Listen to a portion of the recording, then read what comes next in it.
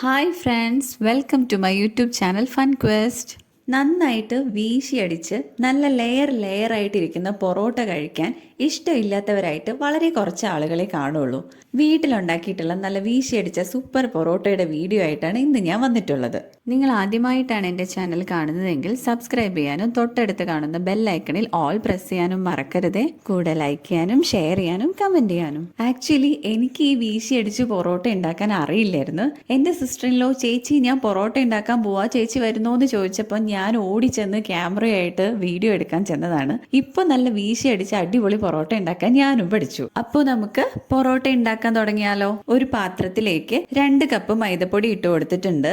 ഈ പൊടിയിലോട്ട് 1/4 teaspoon ഉപ്പുപൊടി, 1/2 teaspoon പഞ്ചസാര ഇവ ഇട്ട് കൊടുക്കാം. കൂടാതെ ഒരു മുഴുവൻ കോഴിമുട്ട നമുക്കിതിലോട്ട് പൊട്ടിച്ചൊഴിച്ചു കൊടുക്കാം. ഇവയെല്ലാം ചേർത്ത് ഈ പൊടി ഒന്ന് നന്നായിട്ട് നമുക്ക് മിക്സ് ചെയ്തെടുക്കാം.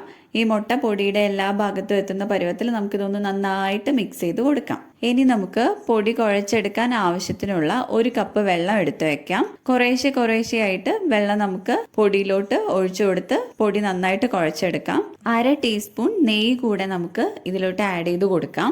ഇനി നമുക്ക് ഈ മാവ് നന്നായിട്ട് കുഴച്ചെടുക്കാം. ഈ വീശിയടിച്ച് പൊറോട്ട ഉണ്ടാക്കാൻ ബുദ്ധിമുട്ടാണെന്ന് കരുതിയിട്ട് അല്ലാതെ ഉണ്ടാക്കുന്ന വീഡിയോസ് എല്ലാം ഞാൻ യൂട്യൂബിൽ നോക്കി കുറേ ട്രൈ ചെയ്തിട്ടുണ്ട്. പക്ഷേ ഇപ്പോൾ ഈ വീഡിയോയിൽ എൻ്റെ സിസ്റ്റർ ഇൻ ലോ ആണ് പൊറോട്ട ഉണ്ടാക്കുന്നത്. ഇതുപോലെ ഇത്ര സിമ്പിളായിട്ട് ചെയ്യാൻ പറ്റുന്ന കാര്യം ഉണ്ടായിരുന്നുള്ളൂ എന്നുള്ളത് എനിക്കിപ്പോഴാണ് മനസ്സിലാവുന്നത്. വെള്ളം നമ്മൾ ആവശ്യത്തിന് നോക്കി മാത്രമേ ഒഴിച്ചു കൊടുക്കാവൂ. ഒരുപാട് ലൂസായി പോകാൻ പാടില്ല. ഇപ്പം പൊറോട്ടയുടെ ഈ ഒരു മാവ് നമ്മൾ നന്നായിട്ട് കുഴച്ചെടുത്തിട്ടുണ്ട്.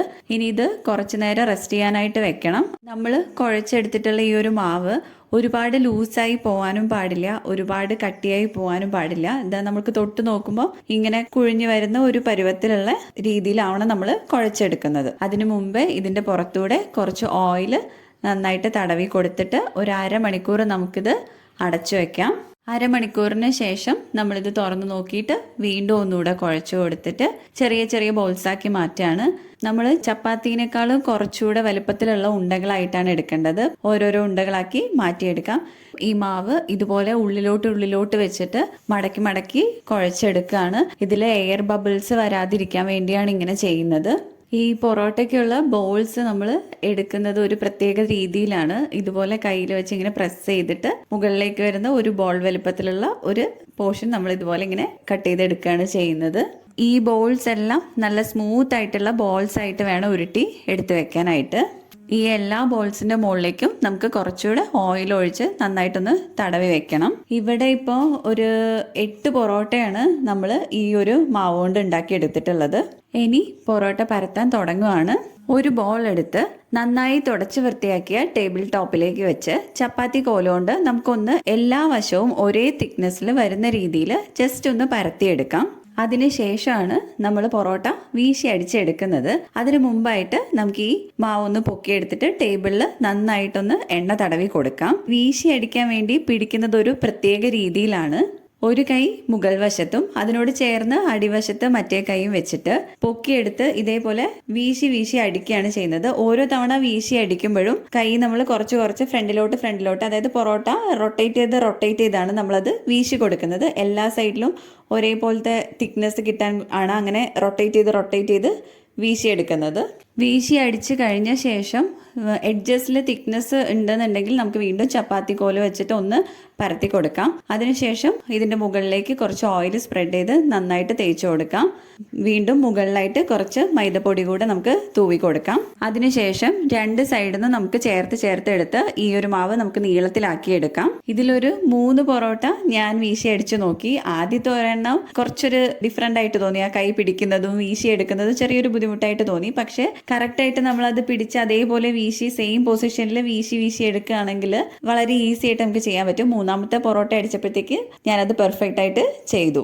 പിന്നീട് ഈ ഒരു രീതിയിൽ നമുക്കത് റോൾ ചെയ്തിട്ട് ചുരുട്ടി വെക്കാം. ഇതിന്റെ മുകളിലേക്ക് നമുക്ക് ഓയിൽ തേച്ച് വേണം വെക്കാനായിട്ട്. ഈ ഒരു രീതിയിൽ എല്ലാം പരത്തിയെടുത്ത് ചുരുട്ടി വെച്ചിട്ട് എല്ലാത്തിന്റെ മുകളിലും നമുക്ക് ഓയിൽ സ്പ്രെഡ് ചെയ്ത് വെക്കാം. ഇനി നമുക്ക് ചുരുട്ടി എടുത്ത് വെച്ചിരിക്കുന്ന മാവ് എടുത്ത് വെച്ച് വീണ്ടും ചപ്പാത്തി കോല് വെച്ച് പരത്തി കൊടുക്കാം. ഇപ്പൊ തന്നെ നമുക്ക് അതിന്റെ ലെയേഴ്സ് ഇങ്ങനെ കാണാൻ പറ്റും. ഇനി പാൻ അടുപ്പിലോട്ട് വെച്ച് പാൻ ചൂടായ ശേഷം ഒരു മീഡിയം ഫ്ലെയിമിൽ വെച്ച് വേണം നമുക്ക് ഈ പൊറോട്ട ചൂടാക്കി എടുക്കാനായിട്ട്. ഇരുവശത്തും ഓയിൽ സ്പ്രെഡ് ചെയ്ത് കൊടുത്തിട്ട് വേണം നമ്മൾ മറച്ചിട്ട് പൊറോട്ട കുക്ക് ചെയ്ത് എടുക്കാനായിട്ട്. ഇരുവശവും ഒരേപോലെ കുക്കായ ശേഷം നമുക്കിത് പാനിൽ നിന്ന് മാറ്റാം. ഈ ഒരു രീതിയിൽ എല്ലാ പൊറോട്ടയും കുക്ക് ചെയ്ത് എടുത്ത ശേഷം ഇത് നമുക്കിനി ടേബിൾ ടോപ്പിലേക്ക് അട്ടിക്ക് ഇതുപോലെ വെച്ചിട്ട് നന്നായിട്ട് അടിച്ചെടുക്കണം. ഇതിൻ്റെ ലെയേഴ്സ് സെപ്പറേറ്റ് ആയിട്ട് വരാൻ വേണ്ടിയിട്ടാണ് ഇങ്ങനെ അടിച്ചെടുക്കുന്നത്. അങ്ങനെ നമ്മൾ അടിപൊളിയായിട്ട് വീശി അടിച്ച പൊറോട്ട ഉണ്ടാക്കി കഴിഞ്ഞു.